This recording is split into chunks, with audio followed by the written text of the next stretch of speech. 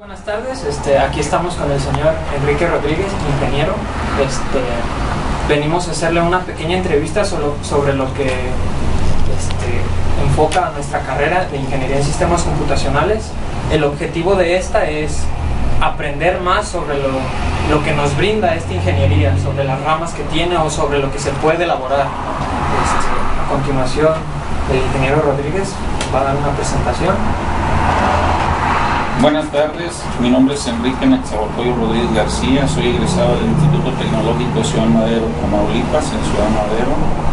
Mi carrera es ingeniero electricista en control automático, soy dueño y gerente general de la empresa de informática y sistemas de Nayarit desde hace como 20 años. Bienvenidos.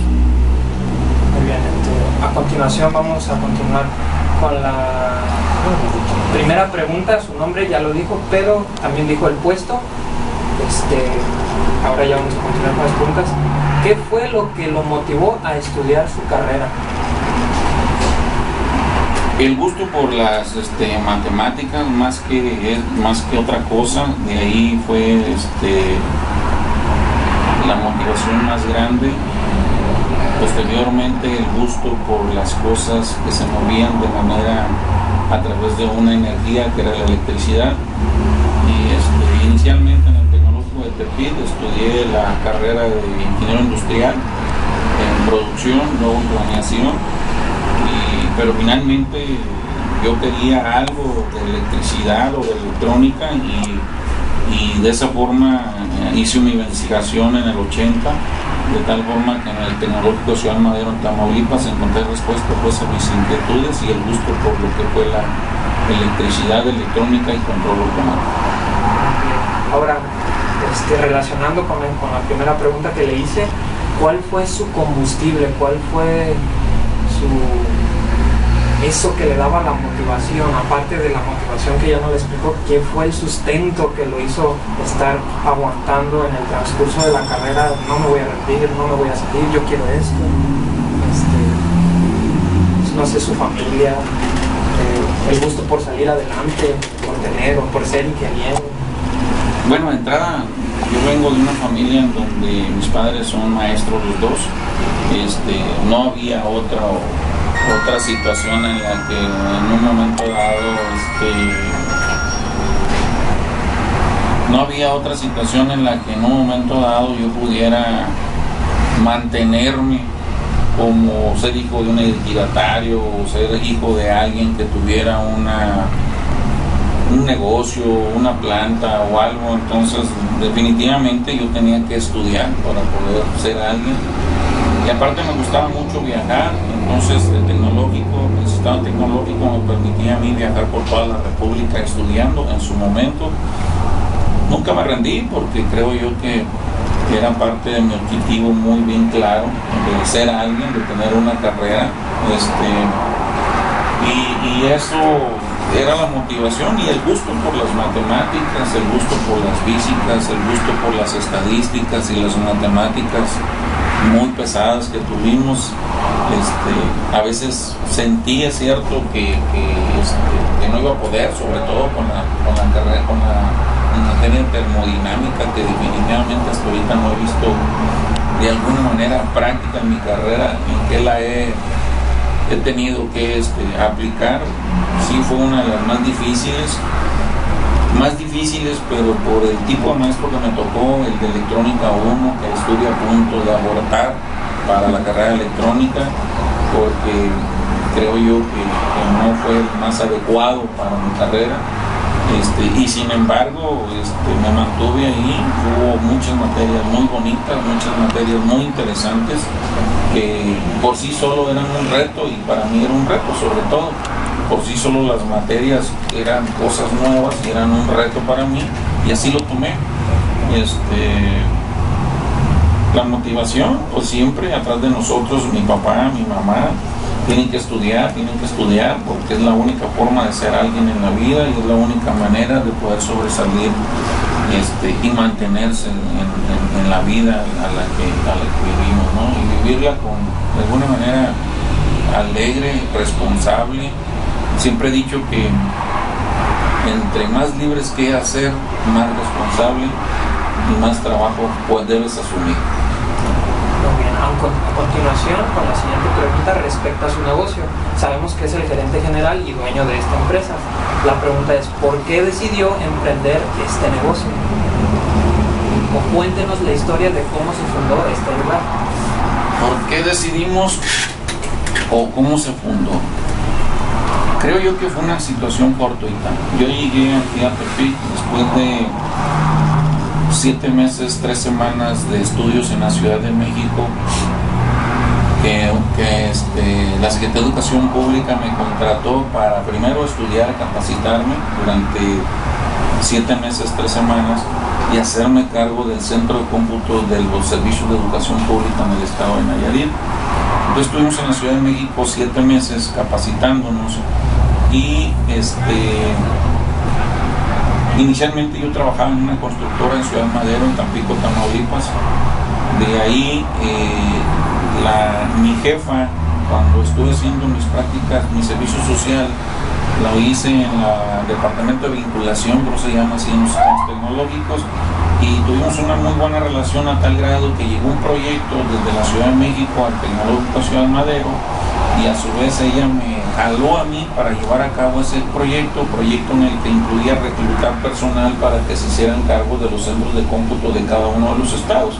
Me di a la tarea de hacerlo, me gustó la idea nuevamente de viajar a la Ciudad de México y estar viviendo en la Ciudad de México, y hicimos la capacitación y posteriormente me incorporé al estado al que yo había solicitado, que era el estado de Nayarit, y a partir de ahí empecé a ejercer mi carrera como ingeniero en mantenimiento de equipos de cómputo y equipo complementario. Entonces yo no tenía ni idea de qué iba a empezar a trabajar. De una constructora a hacer lo que estoy haciendo, pues era completamente y diametralmente diferente.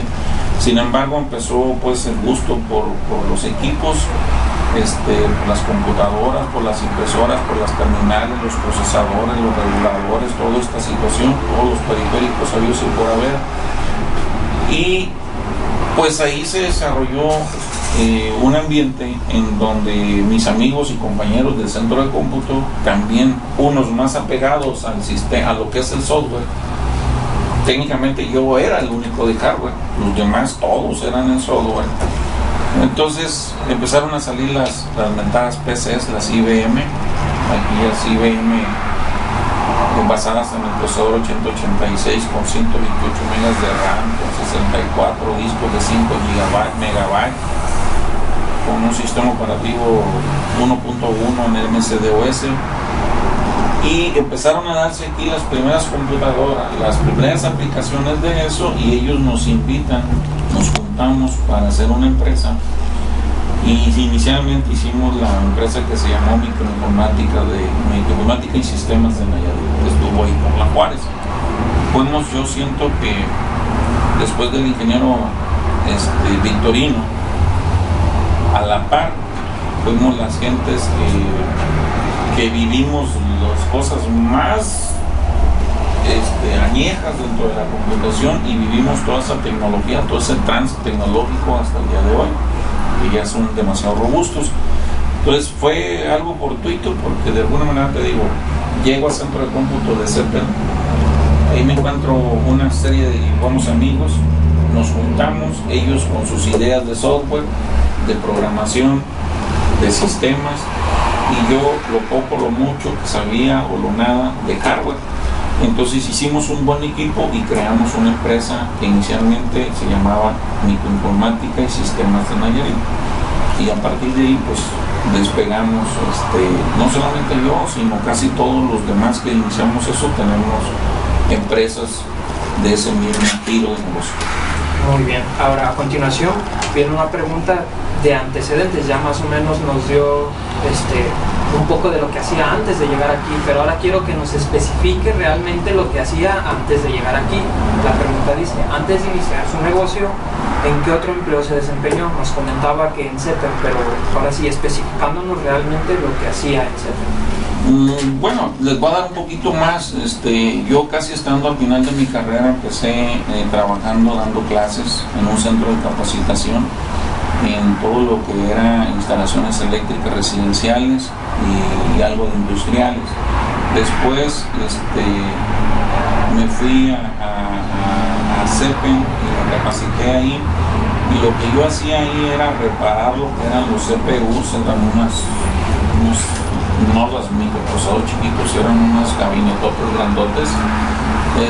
Me fui a reparar las unidades de cintas de carrete. Tuve la experiencia de reparar discos duros, que eran unos discos duros parecidos a las lavadoras, unas cosas grandototas y con unos discos que se sacaban así, como una panelera así, como panera pues. Mi experiencia también, estuve a cargo también de las impresoras de líneas por minuto, de las impresoras de caracteres magnéticos que le ponían como algo de seguridad a los cheques que cobraban los maestros. También estuve encargado de las impresoras locales o esclavas, que la llamaban, las impresoras chicas. Las terminales tontas, que en aquel tiempo pues no eran tan tontas tampoco, ¿verdad? Pero las terminales asíncronas o síncronas, dependiendo. Y unos teclados, peor que si fueran máquinas de escribir, que tenías que darle unos marrazos. Entonces, y aparte también tenía encargado unas máquinas que se llamaban del equipo complementario, que eran unas desencarbonadoras, separadoras de papel, cortadoras de cheques.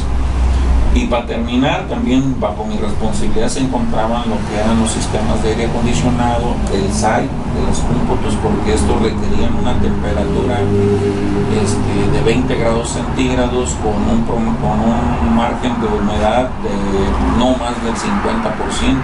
Pues situación muy difícil conservarla aquí en Nayarit, porque la humedad anda normalmente arriba del 80%, y eso le perjudicaba muchísimo, sobre todo al CPU, a las fuentes de poder. Y entonces tenía también a mi cargo lo que eran los aires acondicionados. En aquel tiempo no había aires acondicionados de precisión que te permitan tener un rango exacto de humedad dentro de un site. En aquel tiempo no. Hacíamos cosas medias artesanales mexicanas para poder controlar la humedad dentro del site. Y por último tenía también bajo mi responsabilidad lo que eran los reguladores de voltaje. Teníamos 4 reguladores de voltaje de 10 kVA cada uno. Entonces esa era la parte que yo hacía antes ahí en CEPEN, ¿no? Y que me gustaba mucho el trabajo, realmente. A continuación va a venir mi compañero Efraín a continuar con la siguiente parte de la entrevista. Mi nombre es Efraín y yo voy a continuar con lo que viene siendo la entrevista con el señor Enrique. La siguiente pregunta es: ¿qué tipo de trabajo es el que predomina aquí en su empresa? Bueno, el trabajo que hemos desarrollado dentro de la empresa a través de nuestros 24 años o más, hoy en día posiblemente son la parte de la reparación de flotes, la parte de reparación de portátiles, que son dos giros de negocios bastante redituables. Pero creo yo que lo que más predomina en servicios de reparación hoy en día son las portátiles. ¿Por qué? Se entiende. Hoy en día las portátiles están al alcance del bolsillo de mucha gente. Entonces se ha disparado muchísimo, incluso me puedo atrever a decir que más que las máquinas de escritorio, y esa es la razón por la que hay más demanda en cuanto a la reparación de equipo, ¿no? La siguiente pregunta es: ¿cuál de los servicios de los que usted brinda es del cual obtiene más ganancia? Mira, aparte de reparar equipo, de casi todos los equipos que hay aquí en cuanto a equipos de cómputo, damos otro tipo de servicios también. Hay veces que no se ven, pero este tipo de servicios, por ejemplo, soy una empresa que me busca mucho la gente de fuera, Guadalajara, México, Monterrey, para subcontratarme y dar servicios a terceros. Entonces, a través de subcontratos, yo también gano o hago otro tipo de trabajos relacionados con esto. Sin embargo, creo que los más redituables definitivamente son los que se relacionan con el software. ¿Sí? ¿Por qué? Porque le inviertes casi nada